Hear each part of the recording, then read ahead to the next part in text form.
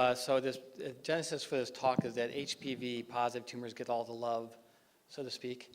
And I wanted to maybe think about a different way to look at some of the more difficult to target tumors. I don't have any disclosures. And I'll briefly talk about, in this outline, we're going to just talk about the rationale for these approaches. I'll give you 3 examples which I think had some increasing sophistication in how to do integrative analysis, and talk about a focus on HPV negative head and neck cancer, and give you maybe some common themes at the end. So this is the TCGA exome mutation analysis, and I want to call your attention, the HPV status is here. These are various genes. This is a percentage of mutation, and each one of these vertical lines represent a type of mutation. And I want to call your attention specifically to this here, which are the HPV negative tumors, which are mutated in 3 successive tumor suppressor genes, which are darn near impossible to target. So what are HPV negative tumors telling us? That's what they're telling us, okay? And this is very distressing to all of us who work in the field to do high throughput genomic analysis, because we were desperately hoping that we would have some easily targetable, actionable mutations from this analysis. And the sum of it really is that it's been very, very challenging in this subset. So we'll talk a little bit about precision therapy. Why is it challenging? Well, tumor suppressors are very hard to target. You've lost function. Restoring function is challenging. You know, most of these mutations, as Boo pointed out, are heterogeneous. They can occur in a small fraction of tumor cells. We often call mutations at a 10% allele frequency, which means there's a large proportion of tumor cells which don't harbor the mutation. We know from our experience, anecdotally and in trials and other systems, that we can have dramatic response with single gene targeting agents, and just as rapid emergence of resistant clones that then reoccur and are difficult to target due to escape mechanisms. And the other thing is, precision therapy doesn't actually always reduce toxicity. There are some precision therapies, particularly AKT-directed inhibitors, which can have significant toxicity, as well as other PD-1 inhibitors that are immune-based but still targeted, that can actually be quite toxic. So just because we're targeted doesn't mean we avoid toxicity. You can go ahead and advance that. There we go. So, well, it's no surprise, right? Because we know that mutation is but one mechanism by which we have alteration of things. We can have copy number variation, methylation, alternative splicing, post-translational alterations, and in fact, immune dysregulation. So we don't expect that targeting single gene mutations is always going to be a home run. But there may be a way for it, and that is something we've been working on, and this is not unique to our group by any means, is that there may be ways to integrate a variety of different alterations into more global or pathway or network-based analyses to get a little bit better handle on why certain therapeutic strategies work. The example I always think of in my mind is that cetuximab sensitivity or response in head and neck cancer has potentially some relation to EGFR amplification, but no real relationship to EGFR expression. So we know that even in our most successful targeted compound we use in our tumor, that mutation and amplification and expression really are not in a one-to-one correlation with therapeutic response. So maybe pathways can do this. So what do we mean when we talk about pathways? Well, it's a kind of pathway or network is really a vague term, and we're really talking about either functional pathways, which are phenotypically described, activation cascades, which can be signaling pathways.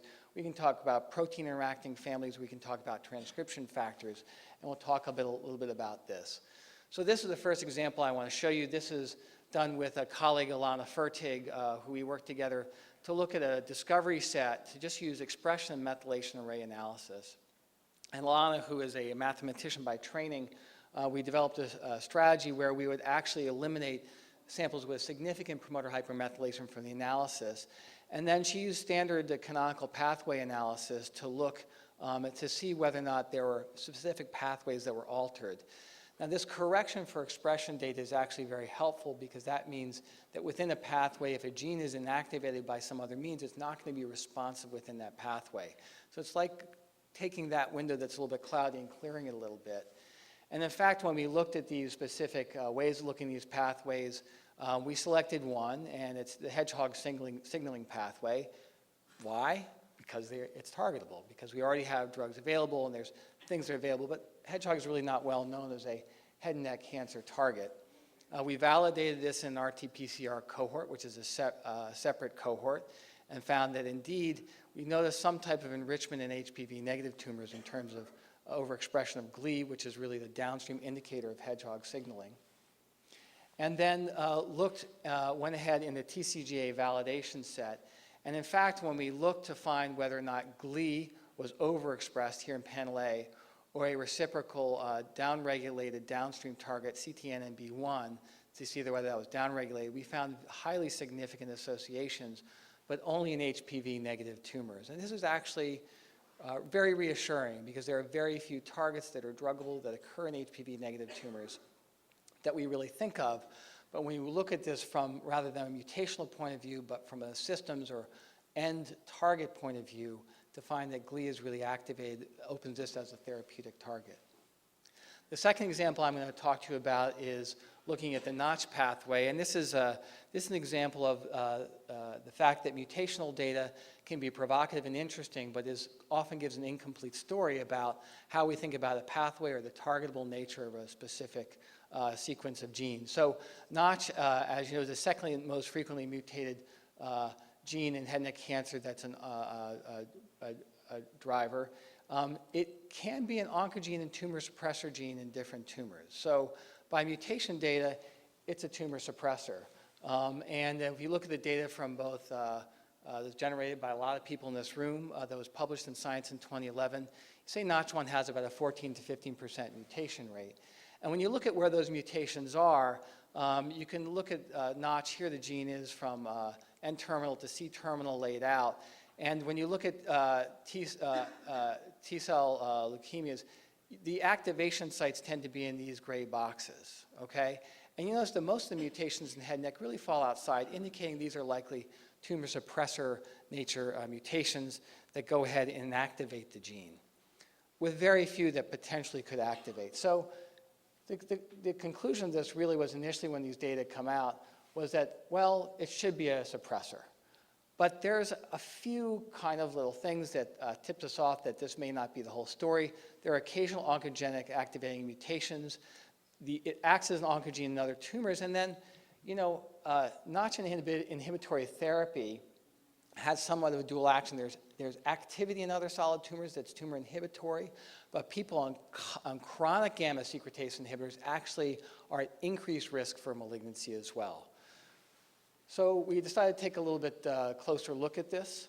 And this is the signaling pathway. When you look at the signaling pathway, if you're going to look at the signaling pathway, there's a lot of things to look at. So to do this in a comprehensive fashion, we expanded this cohort to not only look at expression array, also copy number array as well, in addition to methylation. And we did high throughput sequencing of this cohort of the 200 most commonly mutated genes as determined by prior high throughput sequencing data. And basically when we went ahead and looked at this, you can go ahead and advance the next slide. We looked at 47 components. We used the KEGG pathway definition. We added at least one downstream effector, which was really well characterized. And really HES and HEY are transcription factors, which if you look throughout the literature, if you're going to find any indicator of downstream Notch activity, these really are the consensus definers of Notch activation. Next slide.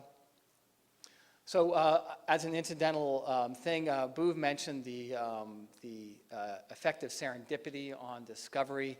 And the serendipity that really tipped us off to this was JAGED1, which is a well-known, the kind of canonical Notch ligand, was actually significantly increased in copy number in head and neck cancers when we did some other analysis.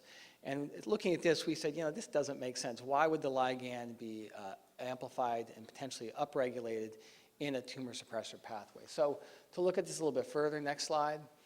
We first looked at copy number gains from all these Notch pathway genes, and in fact found quite a number. Each one of these, this is a lined up of all of our tumors lined up all the way from one end to the other.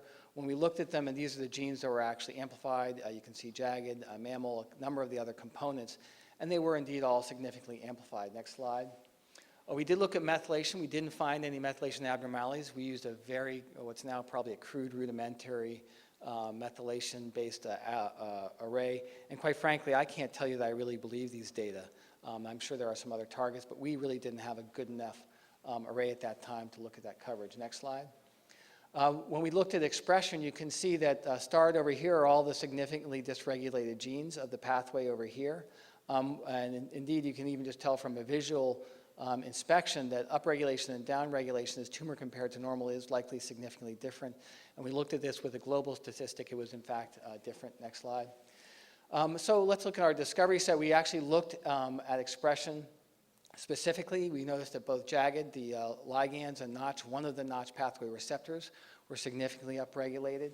When we went ahead and looked, next slide, at HES and HEY are really canonical indicators of activation. We found, in fact, they were significantly upregulated in tumors versus normal to a significant degree, both of them. And this is a look at not only HES and HEY, but all their downstream targets. Because in order to get robustness, we want to see that not only a single gene measurement, but also the downstream targets of that gene. So the targets of the targets are also increased as well. Next slide. So when you looked at about, close to a third of tumors, at least in this limited cohort, showed overexpression, and it's obviously very significant. Next slide. Then the question is, well, what about, can you validate this? Well, we had a separate validation cohort. We, in fact, validated that cohort. Next slide. And when we looked in the mutational data, our question was, well, what's happening to those tumors that are mutated? Are they suppressed? In fact, quite nicely, we see that when we look at HES and HEY expression in those 4 out of the 44 tumors where we did analysis, we found that, in fact, the pathway was completely shut down. It's just in the others that are wild type where we see the increase in JAG and JAG2 that we have HES and HEY activation. To validate this again, next slide, we looked at this in the TCGA cohort, and we noticed the same thing where we have this bimodal distribution where we have mutant tumors, which shut down the pathway downstream, and wild-type tumors that have significant activation of both HES and HEY. So this really was a good learning experience for us that mutational data can point the way to key processes. But biology doesn't always follow our biases, and that things are on or off. Sometimes bimodal activation can actually exist. Next slide. And we, in fact, validated some of these concepts in at least cell line experiments where we went ahead and used siRNAs for Notch ligand and demonstrated that in addition to actually reducing growth in cells that actually demonstrate this activated phenotype, we could cause a reduction in growth and reduction in the downstream targets. Next slide. So, interestingly enough, there are anti-Notch therapies. There are anti-Notch antibodies that are being looked at in other solid tumors. They do have some toxicities, which tend to be GI toxicities. But the interesting thing is that this means that in certain select head and neck cancers, there's a potential to actually open up another avenue of therapy for these tumors. And I should note that this includes both HPV positive and HPV negative tumors, although more often in HPV negative tumors, which is a difficult to target population. Next slide. So this is the third thing, and these are new data which we haven't really published before or really talked about before. We decided to look at pathways in terms of looking at transcription factor signatures, and this is challenging. Transcription factors are not expressed at very high levels often. They're difficult to look at using expression arrays. Typically, if they're phosphorylated, for example, you can look at phosphorylation status. That's also difficult to quantitate and difficult to do in high throughput, not impossible, difficult to do in high throughput assays. But there are targets, next slide, that can be altered in transcription factors. And our thought was, particularly our bioinformatics group, had the concept to go ahead and reverse engineer an analysis. And that was, you can just go hit the advanced button. That is, you can infer activation of key transcription factors by actually looking at their effects on downstream genes and then back calculating to figure out whether or not a transcription factor pathway is altered. Next slide. So this is an overview of the experimental strategy we used. I'm going to go through it. Basically, we looked at TransFac, which is a Broad product looking at all annotated transcription factor targets. We simplified our transcription factors to make only robust ones. We made a cutoff where they only had to have at least 5 targets or more. Looked at those gene sets for about 1,300.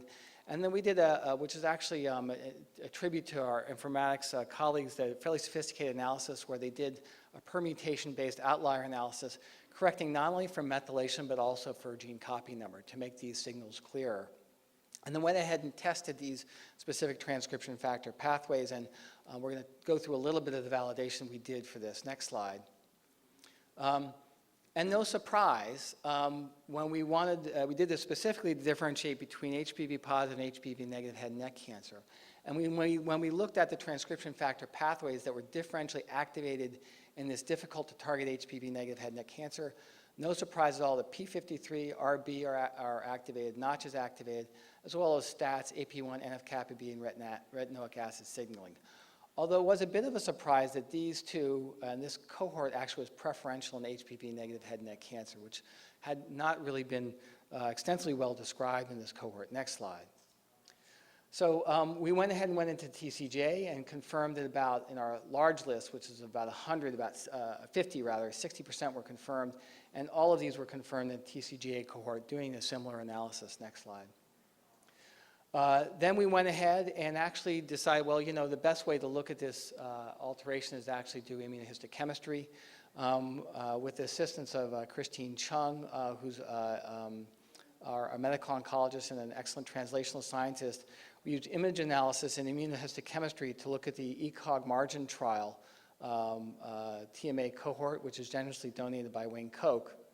And we were able to determine that when you look at HPV negative versus HPV positive tumor populations, that a nuclear translocation of NFKB and STAT3 occurred preferentially in HPV negative tumors, confirming this impression that was derived from our informatic analysis. Next slide. We went ahead and did an unsupervised hierarchical clustering of an independent validation set. We actually took the we used top scoring pair analysis to determine the 10 genes most likely to determine differences between HPV negative and positive. We performed, a postdoc in my laboratory who's absolutely superb and who's now on our junior faculty, one of our junior faculty, performed quantitative RT PCR on a cohort of 61 head and neck cancers and 28 control samples for all of these genes in a blinded fashion. Then we did unsupervised hierarchical clustering, and lo and behold, by using this transcription factor signature, we could independently segregate HPV positive and HPV negative tumors. Next slide.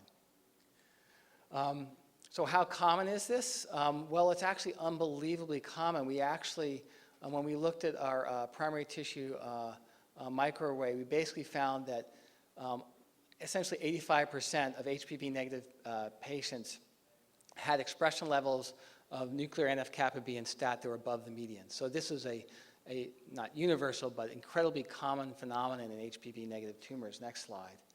And the next obvious thing to do is see whether or not this offers some type of opportunity for therapeutic targeting. So we took we reproduced this. These are the two prominent examples of categories where we, using our transcription factor signature, we actually characterize a variety of cell lines as activated or not activated. These are head and neck cell lines, and we actually went into our activated cell lines and treated them with both inhibitors, using microRNA inhibitors of both STAT1, STAT3, and NF-kappa B by using an siRNA for RELA. And in fact, you'll see that when you go ahead and use a single agent inhibition, you get response, and you can actually get an additive response with combined effect from both STAT and NF-kappa B inhibition on proliferation in these susceptible cells.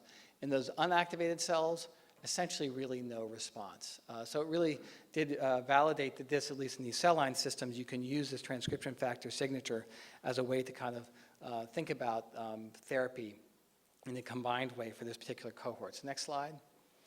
So the inclusion next, you can go ahead and advance this. So, you know, integrative analysis really, I think, does have some promise. HPV negative cancers are really difficult to target. And the nice thing about these three studies, I think it shows that integrative analysis may show a way forward for our difficult to target tumors that are not really candidates for a single mutation or single gene mutation based analyses. Next slide. You can go ahead and advance that. And, you know, we talk about sequencing, but as everybody is really pointing out at this meeting, it is one aspect of defining tumor biology. You can advance that. And that although we're using it to guide therapy, next slide, I think precision therapy really depends on really understanding biology. And there's a lot more to biology about tumor biology. I think all the speakers will show that we really don't know yet. Next slide. I do hope the integrated analysis will help. Next slide. And I do always put in a plug-in for clinical trials, because that's the only way to figure out if anything I just showed you means anything at all. Next slide. I do want to you can just go to the next slide. I don't want to be too late. I do want to thank the people who funded this work, our funding agencies.